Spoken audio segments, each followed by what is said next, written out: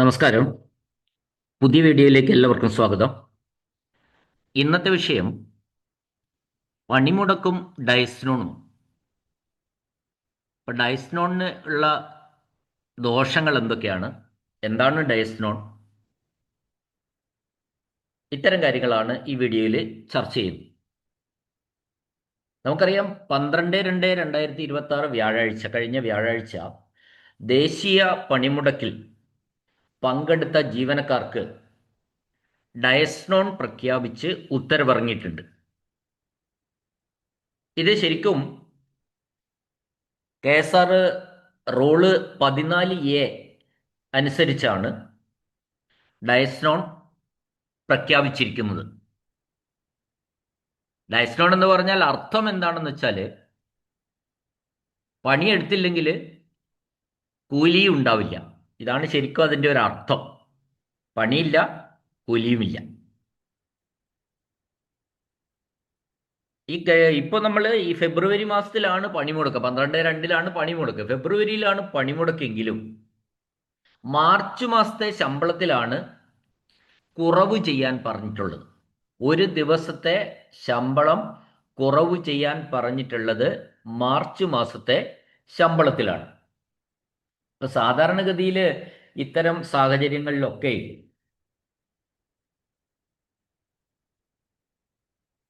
രജിസ്റ്ററിൽ നമ്മളൊരു സ്ട്രൈക്ക് പണിമുടക്ക് നടത്തുമ്പോൾ ഹാജർ പട്ടികയിൽ ജീവനക്കാരുടെ അറ്റൻഡൻസ് രജിസ്റ്ററിൽ അവിടെ നമ്മൾ SW എന്ന് എഴുതാറുണ്ട്. SW സ്ട്രക്ക് work. അപ്പോൾ അത് രജിസ്റ്ററിൽ എഴുതുമ്പോൾ തന്നെ രജിസ്റ്ററിൽ ഒരു സ്ട്രൈക്ക് അല്ലെങ്കിൽ സ്ട്രക്ക് വർക്ക് ഉണ്ടായാൽ അത് കറസ്പോണ്ടിങ് വ്യക്തിയുടെ സർവീസ് ബുക്കിലും രേഖപ്പെടുത്തേണ്ടതായിട്ടുണ്ട്. അപ്പം നമ്മൾ സർവീസ് ബുക്കിൽ എന്ത് രേഖപ്പെടുത്തും? സ്ട്രക്ക് വർക്ക് ഓൺ 12/2/2026 എന്ന് രേഖപ്പെടുത്തും.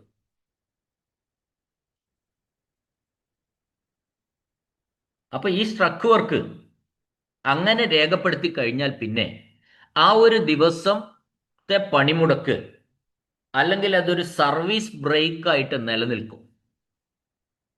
ആ ഒരു ദിവസം ഡയസ്നോണായി പ്രഖ്യാപിച്ചാൽ പിന്നെ ഒരു പ്രശ്നമില്ല. ആ ദിവസം റെഗുലറൈസ് ആയി. ആ ദിവസം സർവീസിൽ ചില കാര്യങ്ങൾക്ക് കൂട്ടും, എന്നാൽ ചില കാര്യങ്ങൾക്ക് പരിഗണിക്കുകയുമില്ല. അത്തരത്തിൽ എനിവേ ഇതൊരു റെഗുലറൈസ് ചെയ്തതായിട്ട് നമ്മൾ ഡയസ്നോൺ പ്രഖ്യാപിക്കുമ്പോൾ കണക്കാക്കാവുന്നതാണ്. അപ്പം നമ്മൾ സർവീസ് ബുക്കിൽ വീണ്ടും അടുത്ത പാരഗ്രാഫിൽ എഴുതും, സ്ട്രക്ക് work on 12/2/2026 treated as dies non as per order number GOP number 2/2026 GAD എന്ന് പറഞ്ഞാൽ ജനറൽ അഡ്മിനിസ്ട്രേഷൻ ഡേറ്റഡ് 11/2/2026. ഇത്തരത്തിൽ ഒരു പാരഗ്രാഫ് സർവീസ് ബുക്കിൽ എഴുതുന്നതോടുകൂടി നമ്മൾ പണിമുടക്ക് നടത്തിയ ദിവസം ഡയസ്നോൺ ആയിട്ട് ട്രീറ്റ് ചെയ്തു, ആ ദിവസം റെഗുലറൈസ് ചെയ്തു എന്ന് നമുക്ക് പറയാം. ഈ പിന്നെ ഞാൻ ഈ വീഡിയോയിൽ പറയുന്ന കാര്യങ്ങളൊക്കെ ജീവനക്കാർക്ക് മൊത്തത്തിൽ ഈ ഡയസ്നോണെ കുറിച്ച് ഒരു ധാരണ ഉണ്ടാവുക എന്നൊരു ലക്ഷ്യം കൂടി ഇതിനുണ്ട്. അപ്പോൾ നമ്മൾ മനസ്സിലാക്കേണ്ട കാര്യം, ഇപ്പോൾ ഒരു പണിമുടക്ക് നമ്മൾ നടത്തുമ്പോൾ തിങ്കളാഴ്ചയാണ് പണിമുടക്കെങ്കിൽ അവിടെ ഒരു ഞായർ പ്രൊഫിക്സ് വരുന്നുണ്ട്. പക്ഷെ ആ ഞായർ നമ്മൾ പണിമുടക്കായിട്ട് പറഞ്ഞിട്ടില്ല. അതുകൊണ്ട് ഞായറിൻ്റെ സാലറി, അവിടെ ശമ്പളം നഷ്ടപ്പെടുക, അത്തരം ഒരു സാഹചര്യം വന്നാൽ, ഇവിടെ വ്യാഴാഴ്ച ആയതുകൊണ്ട് അത്തരം ഒരു സാഹചര്യമില്ല. എന്നാൽ ഒരു ലീവ് ദിവസത്തിനെ തുടർന്നുണ്ടാകുന്ന ദിവസമാണ് ഇതെങ്കിൽ ആ ഒരു ലീവ് ദിവസം ഈ സ്ട്രൈക്കിൽ നിന്ന് ശമ്പളം ഒരു ദിവസത്തെ മാത്രമേ പിടിക്കുകയുള്ളൂ. ലീവ് ദിവസത്തെ പിടിക്കാറില്ല. ഇനി ഡയസ്നോണ് എന്തിനൊക്കെ കണക്കാക്കില്ല എന്നാണ് നമ്മൾ പറയുന്നത്. ഇപ്പൊ ഡയസ്നോണിൽ എന്തില്ല? ശമ്പളം ഇല്ല. മറ്റൊന്ന്, ഈ ദിവസം ഈ പണിമുടക്ക് നടത്തിയ ദിവസം ഏൺ ലീവ് കണക്കാക്കാൻ വേണ്ടി കൂട്ടുകയില്ല, പരിഗണിക്കുകയില്ല. നമുക്കറിയാം ഏൺ ലീവിന് ലീവ് എടുക്കുന്ന ഒരു സന്ദർഭങ്ങളും, കാഷ്വൽ ലീവ് ഒഴികെയുള്ള ഏത് ലീവ് എടുത്താലും അത് സാധാരണഗതിയിൽ ഏൺ ലീവിന് പരിഗണിക്കാറില്ല. മെറ്റേണിറ്റി ലീവ് പോലും ഏൺ ലീവിന് പരിഗണിക്കുന്നില്ല എന്നാണ് സത്യം. എന്താണ് ഏൺ ലീവ്? ജീവനക്കാര് 11 ദിവസം, അതായത് നോൺ വെക്കേഷൻ ആയിട്ടുള്ള ജീവനക്കാര്, വെക്കേഷൻ ഇല്ലാത്ത ജീവനക്കാര് 11 ദിവസം ജോലി ചെയ്യുമ്പോൾ ഒരു ദിവസം അവർക്ക് ലീവ് ലഭിക്കുന്നു, ലീവ് ഏൺ ചെയ്യുന്നു എന്ന് നമുക്ക് പറയാം. ആ ഒരു ദിവസത്തെ ലീവ് വിറ്റ് പണമാക്കി മാറ്റാൻ പറ്റും, അല്ലെങ്കിൽ സറണ്ടർ ചെയ്യാൻ പറ്റും. അത്തരത്തിലുള്ള ഒരു ലീവാണ് ഏൺ ലീവ്. അപ്പോൾ ആ ഏൺ ലീവ് കണക്ക് കൂട്ടുന്നതിന് സാധാരണഗതിയിൽ ഒരു വർഷം പൂർണ്ണമായിട്ടാണ് കണക്ക് കൂട്ടുന്നതെങ്കിൽ 365/11 എന്നിട്ടാണ് കൂട്ടുക. അല്ല, അങ്ങനെ ഒരു വർഷം ഏൺ ലീവ് കണക്ക് കൂട്ടാൻ ഒരു വർഷം പൂർണ്ണമാകണമെന്നില്ല. HPL കണക്ക് കൂട്ടാൻ മാത്രമേ ഒരു വർഷം പൂർണ്ണമാകണമെന്നുള്ളൂ. ഫ്രാക്ഷൻ ആയിട്ട് നമുക്ക് ഏൺ ലീവ് കണക്ക് കൂട്ടാവുന്നതാണ്. ഇപ്പം എങ്ങനെ കൂട്ടിയാലും ശരി, ഈ പണിമുടക്ക് ദിവസം ഏൺ ലീവ് കണക്ക് കൂട്ടാൻ പാടില്ല എന്നാണ് അതിൻ്റെ KSRലുള്ള റൂളാണത്. ഇനി അങ്ങനെ എന്തെങ്കിലും വരുന്ന സമയത്ത്, ഇപ്പോൾ ഒരു വർഷത്തെ പൂർണ്ണമായിട്ടാണ് കൂട്ടുന്നതെങ്കിൽ നമ്മൾ ഇവിടെ ഈ ഒരു ദിവസം കുറച്ചിട്ട് മാത്രമേ ഏൺ ലീവ് കണക്ക് കൂട്ടാവൂ.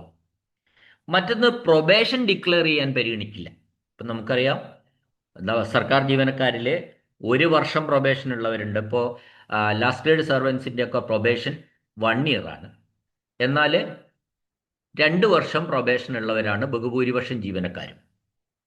അപ്പോൾ അത്തരത്തിൽ 2 വർഷം പ്രൊബേഷൻ ഡിക്ലെയർ ചെയ്യുന്നതിന് ഈ ഒരു ദിവസം കൂട്ടാറില്ല. ഒരു ദിവസം കൂടി മുമ്പോട്ട് പോയിട്ട് മാത്രമേ ഈ ദിവസം, പണിമുടക്ക് ദിവസം കൂട്ടാറുള്ളൂ. പണിമുടക്ക് ദിവസം എന്നല്ല, ഡയസ്നോൺ ആയി പ്രഖ്യാപിച്ചിട്ടുള്ള ദിവസം എന്തിനു പരിഗണിക്കില്ല? പ്രൊബേഷന് പരിഗണിക്കില്ല. ഡയസ്നോൺ ആയി പരിഗണിച്ചിട്ടുള്ള ദിവസം പിന്നെ ഏൺ ലീവ് കണക്ക് കൂട്ടാനും പാടില്ല. ഇപ്പൊ സാധാരണഗതി നമുക്കറിയാം, പ്രൊബേഷൻ ഡിക്ലെയർ ചെയ്യുന്നതിന് കാഷ്വൽ ലീവ് ഒഴികെ ഏത് ലീവ് എടുത്താലും, മെറ്റർനിറ്റി പ്രശ്നമല്ല, ബാക്കി ലീവുകൾ ഏതെടുത്താലും, മെറ്റർനിറ്റി ലീവിന്റെ പ്രത്യേകത എന്താണ്? മെറ്റർനിറ്റി ലീവ് പ്രൊബേഷന് പരിഗണിക്കുമെന്നാണ് ഉത്തരവ്. അപ്പം മറ്റ് ലീവുകൾ, കാഷ്വൽ ലീവ് ഒഴികെ, കാഷ്വൽ ലീവ് മെറ്റർനിറ്റി ലീവ് പോലുള്ള ലീവുകളല്ലാതെ മറ്റേത് ലീവ് എടുത്താലും അത്രയും ദിവസവും അതിൻ്റെ പ്രിഫിക്സും സഫിക്സും കൂടി പ്രൊബേഷന് നീളും. അങ്ങനെയാണ്. അപ്പോൾ ഏത് ലീവ് എടുത്താൽ, ഇപ്പോൾ വെക്കേഷൻ്റെ തൊട്ട് തലേന്ന് ഒരു HPL എടുത്തു എന്ന് വെച്ചോ, വെക്കേഷൻ 2 മാസത്തെ വെക്കേഷന് തൊട്ട് തലേന്ന് ഒരു HPL എടുത്തു. ആ HPL എടുത്തു കഴിയുമ്പോൾ ആ ഒരു ദിവസവും, HPL എടുത്ത ഒരു ദിവസവും വെക്കേഷൻ ആയിട്ടുള്ള 2 മാസവും കൂടി, അപ്പോൾ മൊത്തത്തിൽ 62 ദിവസം പ്രൊബേഷൻ മുമ്പോട്ട് പോകും. അപ്പോൾ എപ്പോഴും നമ്മൾ അതർ ദാൻ കാഷ്വൽ ലീവ് എടുക്കുമ്പോൾ പ്രൊബേഷണർ ആണെങ്കിൽ ഇത്തരത്തിൽ പ്രിഫിക്സും സഫിക്സും കൂടി നമ്മൾ ശ്രദ്ധിക്കേണ്ടതായിട്ടുണ്ട്. ഇനി പ്രൊബേഷൻ, ഈ ഡയസ്നോൺ പീരീഡ് എന്തിനൊക്കെ കണക്കാക്കാമെന്നാണ് നമ്മൾ അടുത്തത് പറയുന്നത്. ഹാഫ് പേ ലീവ് കണക്കാക്കാൻ നമുക്കറിയാം, half pay leave 1 year complete ചെയ്യുമ്പോഴാണ് ഹാഫ് പേ ലീവ് കണക്കാക്കുക. സാധാരണഗതിയിൽ ഫ്രാക്ഷൻ ആയിട്ട് ഹാഫ് പേ ലീവ് കണക്കാക്കാൻ പറ്റില്ല. ഒരു വർഷത്തേക്ക് ഹാഫ് പേ ലീവ് 20 ദിവസമാണ്, 20 ഹാഫ് പേ ലീവാണ് ഉണ്ടാവുക ഒരു വർഷത്തേക്ക്. ആ ഒരു വർഷം കൂടുന്നത്, ഇപ്പോൾ മാർച്ച് 25-ന് ജോയിൻ ചെയ്ത ഒരാളാണെങ്കിൽ മാർച്ച് 25 ടു അടുത്ത വർഷം 24, മാർച്ച് 24, തൊട്ടടുത്ത വർഷത്തെ മാർച്ച് 24 വരെയാണ് ഒരു വർഷം എന്ന് പറയുന്നത്. അപ്പോൾ മാത്രമാണ് അദ്ദേഹത്തിന് 20 HPL half pay leave credit ചെയ്യപ്പെടുക. അപ്പോൾ ഹാഫ് പേ ലീവ് പരിഗണിക്കാൻ വേണ്ടി അതിനിടയിലൊരു ഡയസ്നോൺ വന്നാൽ അത് പ്രശ്നമല്ല. ആ ദിവസം കൂടി ഹാഫ് പേ ലീവ് പരിഗണിക്കാൻ കൂട്ടാവുന്നതാണ്. എന്നാൽ ഗ്രേഡ് പ്രൊമോഷൻ, നമുക്കറിയാം, ജീവനക്കാർക്ക് ഗ്രേഡുകളുണ്ട്. ജീവനക്കാർക്കും അധ്യാപകർക്കും ഒക്കെ ഗ്രേഡുകളുണ്ട്. സാധാരണഗതിയിൽ higher grade, senior grade, selection grade, ഈ 3 ഗ്രേഡുകളാണ് സാധാരണഗതിയിൽ. അല്ലാത്ത ഗ്രേഡുകളും ഉണ്ട്. അപ്പോൾ അതിൽ ഈ ഹയർ ഗ്രേഡ് 8 വർഷം, 15 വർഷം, 22 വർഷം എന്നിങ്ങനെ ആ ഗ്രേഡ്. എന്നാൽ ഹൈസ്കൂൾ അധ്യാപകർക്ക് മാത്രം 7ാമത്തെ വർഷമാണ് ഹയർ ഗ്രേഡ് അനുവദിക്കുന്നത്. ഇത്തരത്തിൽ ഗ്രേഡുകൾ അനുവദിക്കുമ്പോൾ നമുക്കറിയാം, 8 വർഷത്തെ ഗ്രേഡ് അനുവദിക്കുമ്പോൾ 8 വർഷം കംപ്ലീറ്റ് ആയാൽ മാത്രമാണ് ആ ഗ്രേഡ് കിട്ടുക. പക്ഷെ ഇവിടെ ഈ ഡയസ്നോൺ ഒരു ദിവസമോ 2 ദിവസമോ ഉണ്ടെങ്കിൽ ആ 8 വർഷത്തിൽ അതും കൂടി ഉൾപ്പെടുത്തും. ഗ്രേഡ് പരിഗണിക്കുന്നതിന് ഡയസ്നോൺ കാലം പരിഗണിക്കും എന്നാണ് ഞാൻ പറഞ്ഞതിൻ്റെ അർത്ഥം. അപ്പോൾ ഗ്രേഡ് 8 വർഷത്തെ ഗ്രേഡ് വാങ്ങുമ്പോഴാണെങ്കിൽ 7 വർഷത്തെ ഗ്രേഡ് വാങ്ങുമ്പോഴാണെങ്കിൽ ഈ ഡയസ്നോൺ ആയിരിക്കുന്ന 1-2 ദിവസം അതിൽ നിന്ന് കുറയ്ക്കേണ്ട ആവശ്യമില്ല. അത് അടക്കമാണ് 8 വർഷം മതി. മറ്റൊന്ന് വാർഷിക ഇൻക്രിമെന്റ്. നമുക്കറിയാം, നമുക്കൊക്കെ ജീവനക്കാർക്കൊക്കെ തന്നെ ആനുവൽ ഇൻക്രിമെന്റ് ലഭിക്കുക. വാർഷിക ഇൻക്രിമെന്റ് ഒരു വർഷത്തിൽ ഒരു തവണയാണ് ഇൻക്രിമെന്റ് ലഭിക്കുന്നത്. ആ ഇൻക്രിമെന്റിനും ഈ ദിവസം പരിഗണിക്കും. ഇനി പെൻഷൻ, പഴയ പെൻഷൻ രീതിയിൽ, സ്റ്റാറ്റ്യൂട്ടറി പെൻഷൻ രീതിയിലാണെങ്കിൽ, അല്ല മറ്റേ പെൻഷൻ നമ്മൾ കൂട്ടേണ്ട ആവശ്യമില്ല ഇയറൊന്നും. ഇപ്പൊ സ്റ്റാറ്റ്യൂട്ടറി പെൻഷൻ കണക്ക് കൂട്ടുന്നതിന് ഈ ഡയസ്നോൺ കാലം പരിഗണിക്കും എന്നാണ് പറഞ്ഞത്. ആ ദിവസം ഇപ്പോൾ നമുക്കറിയാം, പെൻഷൻ, ഫുൾ പെൻഷൻ കിട്ടാൻ വേണ്ടിയുള്ള പീരീഡ് എന്ന് പറയുന്നത് 30 വർഷമാണ്. Full pension. ആ 30 വർഷം കണക്ക് കൂട്ടുമ്പോൾ ഒരു പ്രത്യേക ആനുകൂല്യം, ഒരു സ്പെഷ്യൽ റൗണ്ടിങ് എന്ന നിലയിൽ 29 വർഷവും ഒരു ദിവസവുമെങ്കിലും ഉണ്ടെങ്കിൽ നമുക്ക് എന്ത് കിട്ടും? 30 വർഷം പെൻഷന് കണക്ക് കൂട്ടുന്നതായിട്ട് ലഭിക്കും. അപ്പൊ ഇത്തരത്തിൽ കണക്ക് കൂട്ടുമ്പോൾ ഈ ഡയസ്നോ, ഒരു പണിമുടക്കൊക്കെ പങ്കെടുക്കുന്ന ഒരു ജീവനക്കാരനാണെങ്കിൽ അദ്ദേഹത്തിന്റെ സർവീസ് കാലയളവിൽ ചിലപ്പോൾ 5-10 ഒക്കെ ഡയസ്നോൺ ഉണ്ടാവും ദിവസങ്ങൾ. അതൊക്കെ തന്നെ എന്തിന് കൂട്ടാവുന്നതാണ്? പെൻഷൻ കണക്ക് കൂട്ടുന്നതിന് യോഗ്യതാ കാലമായിട്ട് കൂട്ടാവുന്നതാണ്. അപ്പൊ നമ്മൾ ഇത്തരത്തിൽ ഒരു ഉത്തരവാണ് ഇറങ്ങിയിട്ടുള്ളത്. എന്നാൽ ഇപ്പോ ഈ സമരം ഡയസ്നോൺ ആയിട്ട് പ്രഖ്യാപിച്ചു. അപ്പോൾ അതിന്റെ കാലങ്ങൾ കഴിഞ്ഞു. എന്നാൽ മുൻകാലങ്ങളിൽ പണിമുടക്കിൽ പങ്കെടുക്കുന്നവർക്ക് ആ പീരീഡ് എലിജിബിൾ ലീവായിട്ട് കണക്കാക്കാൻ ഉത്തരവിടാറുണ്ടായിരുന്നു. ഇപ്രാവശ്യം അത് കണ്ടില്ല. ചിലപ്പോൾ എലിജിബിൾ ലീവിൽ പറയുന്നത് എലിജിബിൾ ലീവ് മാത്രമല്ല, ഇൻക്ലൂഡിങ് കാഷ്വൽ ലീവ് അടക്കം ഉപയോഗിച്ച് ആ ദിവസം, ആ സ്ട്രൈക്ക് നടത്തിയ ദിവസം, പണിമുടക്ക് നടത്തിയ ദിവസം റെഗുലറൈസ് ചെയ്യാം എന്ന ഉത്തരവ് സാധാരണഗതിയിൽ ഇടാറുണ്ട്. അങ്ങനെ ഉത്തരവിടുമ്പോൾ ഏതെങ്കിലും എലിജിബിൾ ലീവോ കാഷ്വൽ ലീവോ ആയി കണക്കാക്കി ഈ സ്ട്രൈക്ക് നടത്തിയ ദിവസം റെഗുലറൈസ് ചെയ്യാം എന്ന ഉത്തരവ് ഇടുന്ന സമയത്ത് ജീവനക്കാർക്ക് അത് ലീവാക്കി കൺവേർട്ട് ചെയ്തിട്ട് ആ ദിവസത്തെ സാലറി വാങ്ങാൻ കഴിയുമായിരുന്നു, ശമ്പളം വാങ്ങാൻ കഴിയുമായിരുന്നു. അപ്പോൾ അത്തരം ഒരു ഉത്തരവാണ് ഒരു സ്ട്രൈക്ക്, പണിമുടക്കിനെ സംബന്ധിച്ച് ഇടുന്നതെങ്കിൽ അവിടെ ഡയസ്നോൺ പ്രഖ്യാപിക്കില്ല. ഡയസ്നോൺ പ്രഖ്യാപിക്കുന്നതിന് പകരമാണ് ഈ ദിവസത്തെ ചിലപ്പോ ആ ദിവസത്തെ സാലറി അപ്പോൾ കട്ട് ചെയ്തിട്ട് പിന്നെ ഒരു 2-3-4 മാസമൊക്കെ കഴിയുമ്പോൾ ആ ദിവസം എന്തായി ട്രീറ്റ് ചെയ്യണം എന്ന് പറയുക. അപ്പോൾ അങ്ങനെ പറയുന്ന സമയത്ത് ലീവ് ആക്കാം എന്ന ഉത്തരവ് ഒരു 3-4 മാസത്തിനുള്ളിൽ വരും. പക്ഷെ ഇങ്ങനെ ലീവാക്കാൻ കൺവേർട്ട് ചെയ്യാൻ, അപ്പോൾ സമരം നടത്തിയ ദിവസം റെഗുലറൈസ് ചെയ്യാൻ വേണ്ടിയിട്ട് ലീവാക്കി ഏതെങ്കിലും ലീവായിട്ട് നിങ്ങൾ കൺവേർട്ട് ചെയ്തിട്ട് ആ ദിവസത്തെ കൺവേർട്ട് ചെയ്തിട്ട് എലിജിബിൾ ലീവാക്കി കൺവേർട്ട് ചെയ്ത് ആ ദിവസം റെഗുലറൈസ് ചെയ്യാം എന്നായിരിക്കും ഉത്തരവ്. പക്ഷെ എന്താ പ്രശ്നം എവിടെയാന്ന് വെച്ചാൽ, അങ്ങനെ ഒരു ഉത്തരവാണ് വരുന്നതെങ്കിൽ ഈ സ്ട്രൈക്ക്, പണിമുടക്ക് നടത്തുന്ന ദിവസം അദ്ദേഹത്തിന്റെ ക്രെഡിറ്റിൽ ഏതെങ്കിലും തരത്തിലുള്ള ലീവ് ഉണ്ടായിരിക്കണം. ഒന്നുകിൽ ഏൺ ലീവ് ഉണ്ടായിരിക്കണം, അല്ലെങ്കിൽ HPL ഉണ്ടായിരിക്കണം. കാഷ്വൽ ലീവ് പറഞ്ഞിട്ടുണ്ടെങ്കിൽ കാഷ്വൽ ലീവ് ഉണ്ടായിരിക്കണം. അപ്പൊ നമ്മൾ ഉത്തരവിട്ടിട്ട് ഇത് റെഗുലറൈസ് ചെയ്യുന്ന തീയതിയിൽ ഈ ലീവ് ക്രെഡിറ്റിൽ ഉണ്ടായാൽ പോരാ. ജീവനക്കാരന്റെ ക്രെഡിറ്റിൽ എന്നാണോ സ്ട്രൈക്ക് നടത്തിയത് ആ സമയത്ത് ക്രെഡിറ്റിൽ ലീവ് ഉണ്ടായിരിക്കണം എന്നതാണ് ഇതിന്റെ ഒരു പ്രത്യേകത. ഇനി അങ്ങനെ ഒരാൾ ക്രെഡിറ്റിൽ ലീവ് ഇല്ലെങ്കിൽ എന്ത് സംഭവിക്കും ഈ റെഗുലറൈസേഷന്? അപ്പൊ നമ്മൾ പ്രൈവറ്റ് അഫയേഴ്സിൽ ഒരു ദിവസത്തെ LWA സാങ്ഷൻ ചെയ്യേണ്ടി വരും, അവിടെ മെഡിക്കൽ ഗ്രൗണ്ട് ഒന്നും അല്ലാതെ. അപ്പോൾ എന്ത് വരും?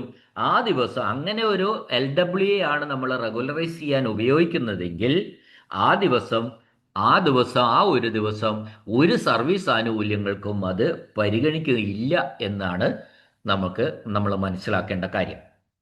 അപ്പൊ തീർച്ചയായിട്ടും ഇതിന്റെ ഒരു അർത്ഥം എന്താന്ന് വെച്ചാൽ, നമ്മൾ ജീവനക്കാരൊക്കെ തന്നെ നമ്മൾ സർവീസിൽ ഉണ്ടാവുന്ന ഏൺ ചെയ്യുന്ന അല്ലെങ്കിൽ ഉണ്ടാകുന്ന ലീവുകൾ മുഴുവൻ ഊറ്റിയെടുക്കാതെ ഒരു കുറച്ച് ലീവ്, 5-10 ലീവെങ്കിലും ബാക്കി വെച്ചിട്ടേ നമ്മൾ ഇത്തരത്തിൽ ബാക്കി ലീവുകൾ മാത്രമേ എടുക്കാവൂ. ഒരല്പം ലീവ് എപ്പോഴും നമ്മുടെ ക്രെഡിറ്റിൽ ഉണ്ടായിരിക്കാൻ ശ്രദ്ധിക്കേണ്ടതാണ് എന്നാണ് ഇതിനെ സംബന്ധിച്ച് പറയാനുള്ളത്. കാരണം എന്താണെന്ന് വെച്ചാൽ ഇങ്ങനെ ബാക്കി വെച്ചില്ലെങ്കിൽ ചിലപ്പോൾ നമ്മൾ അറ്റൻഡൻസ് രജിസ്റ്ററിൽ ഒരു കോളം ഒപ്പിടാൻ മറന്നുപോയി, ആരും ശ്രദ്ധ വന്നില്ല, ഹെഡ് ഓഫ് ദി ഇൻസ്റ്റിറ്റ്യൂഷന്റെ ശ്രദ്ധയിലും അതൊന്നും വരാണ്ട് പോയി, ഓഡിറ്റ് സമയത്ത് പിടിച്ചു. അപ്പോൾ ഓഡിറ്റ് സമയത്ത് ഓഡിറ്റർ പറയുന്നത് എന്താ, ആ ദിവസത്തെ ശമ്പളം തിരിച്ചടയ്ക്കണം. അങ്ങനെ തിരിച്ചടയ്ക്കാൻ ഒരു ഉത്തരവിട്ടാൽ നമുക്ക് ആ ദിവസം അന്ന് ക്രെഡിറ്റിലുള്ള ലീവ് ആക്കി നമുക്കിതിനെ മാറ്റാവുന്നതാണ്. ഇത്തരത്തിലുള്ള സൗകര്യങ്ങളൊക്കെ അതിലുണ്ട്. അപ്പം നമ്മൾ കുറച്ച് ലീവുകൾ ക്രെഡിറ്റിൽ എപ്പോഴും നിലനിർത്തിയാലുള്ള ഒരു മെച്ചമാണ് ഞാൻ പറഞ്ഞത്. അപ്പൊ ഇങ്ങനെ ലീവാക്കുമ്പോൾ ഇങ്ങനെ ലീവായിട്ട് പരിഗണിക്കാം. ഇപ്പൊ ഈ ഉത്തരവില്, ഇപ്പോഴത്തെ സമരത്തിന്റെ ഉത്തരവിൽ അത് ഡയസ്നോൺ ആയിട്ടാണ് പരിഗണിക്കാൻ ഉത്തരവ്. അതുകൊണ്ട് നമ്മൾ അക്കാര്യം എഴുതി, ട്രീറ്റഡ് ആസ് ഡയസ്നോൺ എന്ന് എഴുതിയിട്ട് ആ ദിവസം നമ്മൾ റെഗുലറൈസ് ചെയ്തു. അല്ലാതെ ലീവായിട്ട് പരിഗണിക്കാൻ അറ്റൻഡൻസ് രജിസ്റ്ററിൽ നമുക്ക് സ്ട്രക്ക് വർക്ക് എന്ന് തന്നെ SW എന്ന് തന്നെ കാണാം. അപ്പോൾ അത് SBയിൽ സർവീസ് ബുക്കിൽ ലീവ് എടുത്ത് റെഗുലറൈസ് ചെയ്തതായിട്ട് രേഖപ്പെടുത്തണം. അങ്ങനെയാണ് ഉത്തരവെങ്കിൽ. അപ്പം നമ്മൾ ഏതാണ് കമ്മ്യൂട്ടർ ലീവ് ആണ്, കമ്മ്യൂട്ടർ ലീവ് എടുക്കാം. നമുക്കറിയാം കമ്മ്യൂട്ടർ ലീവ് എടുക്കണമെങ്കിൽ 3 വർഷത്തെ സർവീസ് മിനിമം ഉണ്ടായിരിക്കണം, അല്ലെങ്കിൽ HPL എടുക്കാം. അപ്പം നമ്മൾ അങ്ങനെ ഒരു പാരഗ്രാഫ് എഴുതി ലീവ് അക്കൗണ്ടിൽ നിന്ന് ആ ലീവ് മൈനസ് ചെയ്യേണ്ടതായിട്ടുണ്ട്. Sanctioned commuter leave for 1 day on 12/2/26 to regularise the absence on that day due to struck work as per order number എന്നിട്ട് ഇങ്ങനെ പറഞ്ഞൊരു പാരഗ്രാഫ് എഴുതും. എന്നിട്ട് ലീവ് അക്കൗണ്ടിൽ ആ ലീവ് മൈനസ് ചെയ്യും. ഇത് ഞാൻ വെറുതെ ഇതിന്റെ കൂട്ടത്തിൽ അങ്ങ് പറഞ്ഞെന്ന് മാത്രമേ ഉള്ളൂ കേട്ടോ. ഈ 12/2/2026 നടന്ന പണിമുടക്കിന് ഇത്തരത്തിലുള്ള ലീവാക്കി കൺവേർട്ട് ചെയ്യാനുള്ള ഒരു ഉത്തരവ് ഇല്ല. അതെന്തായിട്ടാ പറഞ്ഞിരിക്കുന്നത്, അത് ഡയസ്നോൺ ആയിട്ട് ട്രീറ്റ് ചെയ്തു. അപ്പൊ ഡയസ്നോൺ ആയിട്ട് ട്രീറ്റ് ചെയ്താൽ പിന്നെ അവിടെ ആ ആനുകൂല്യം നമുക്ക് കിട്ടി. മറ്റാനുകൂല്യങ്ങളൊക്കെ പോയി, അവിടെ ആ ദിവസം റെഗുലറൈസ് ആയി എന്നാണ് അതിന്റെ അർത്ഥം. ആ ബന്ധപ്പെട്ട കാര്യം ട്രീറ്റഡ് ആസ് ഡയസ്നോൺ എന്ന് അവിടെ സർവീസ് ബുക്കിൽ രേഖപ്പെടുത്തിയാൽ മതി. പക്ഷെ അത് രേഖപ്പെടുത്തണമെന്നുള്ള കാര്യത്തിൽ തർക്കമില്ല. SW സ്ട്രക്ക് വർക്ക് എന്ന് നമ്മുടെ രജിസ്റ്ററിൽ അറ്റൻഡൻസ് രജിസ്റ്റർ, ജീവനക്കാരും എല്ലാവരും ശ്രദ്ധിക്കേണ്ട ഒരു കാര്യമാണ്. അറ്റൻഡൻസ് രജിസ്റ്ററിൽ SW അഥവാ സ്ട്രക്ക് വർക്ക് എന്ന് എഴുതിയിട്ടുണ്ടെങ്കിൽ അക്കാര്യം നമ്മൾ സർവീസ് ബുക്കിൽ രേഖപ്പെടുത്തണം. സ്ട്രക്ക് വർക്ക് ഓൺ 12/2/2026. അത് അങ്ങനെ എഴുതിയിട്ടുണ്ടെങ്കിൽ ആ ദിവസം എന്തായിട്ട് ട്രീറ്റ് ചെയ്തിട്ടുണ്ട് എന്ന് താഴെ എഴുതിയിരിക്കണം. എന്നാൽ മാത്രമേ അത് റെഗുലറൈസ് ആവുള്ളൂ. എവിടെ എഴുതിയിരിക്കണം?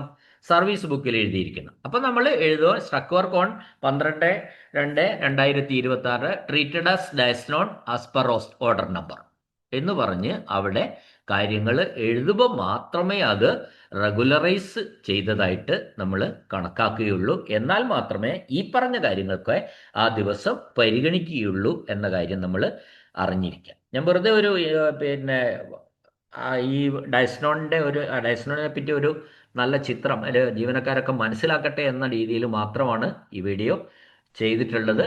അപ്പോൾ എന്തു തന്നെയായാലും ഈ സ്ട്രൈക്കും ലീവായിട്ട് ട്രീറ്റ് ചെയ്യാൻ ഉത്തരവ് വന്നില്ല. ഡയസ്നോൺ ആണ്, പണിയെടുത്തില്ല, കൂലിയും ഇല്ല. ഓക്കെ, ഞാനിവിടെ അവസാനിപ്പിക്കുകയാണ്. നമുക്ക് മറ്റൊരു വിഷയമായിട്ട് വീണ്ടും കാണാം. പിന്നെ ഈ വീഡിയോസൊക്കെ, ഇത്തരത്തിലുള്ള വീഡിയോസ് നിങ്ങൾക്ക് ഇഷ്ടപ്പെടുന്നുണ്ടെങ്കിൽ ദയവായി ഈ ചാനൽ സബ്സ്ക്രൈബ് ചെയ്യണം എന്ന ഒരു അഭ്യർത്ഥനയോടെ മറ്റൊരു വിഷയവുമായിട്ട് വീണ്ടും കാണാം. എന്നെ കേട്ട എല്ലാവർക്കും നന്ദി, നമസ്കാരം.